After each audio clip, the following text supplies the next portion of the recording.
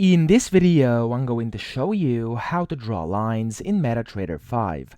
Now, the first thing you have to do, you want to go on your chart, so any chart is going to work, and then you want to go to the top here, and you have a bunch of different tools. This first one is the vertical line. So if you want to draw a vertical line, click on Draw Vertical Line, and then you can just go ahead and click anywhere where you want to have the vertical line, and it's going to basically get drawn automatically. You can also click on it and move it around, and yeah, that way you can kind of adjust it.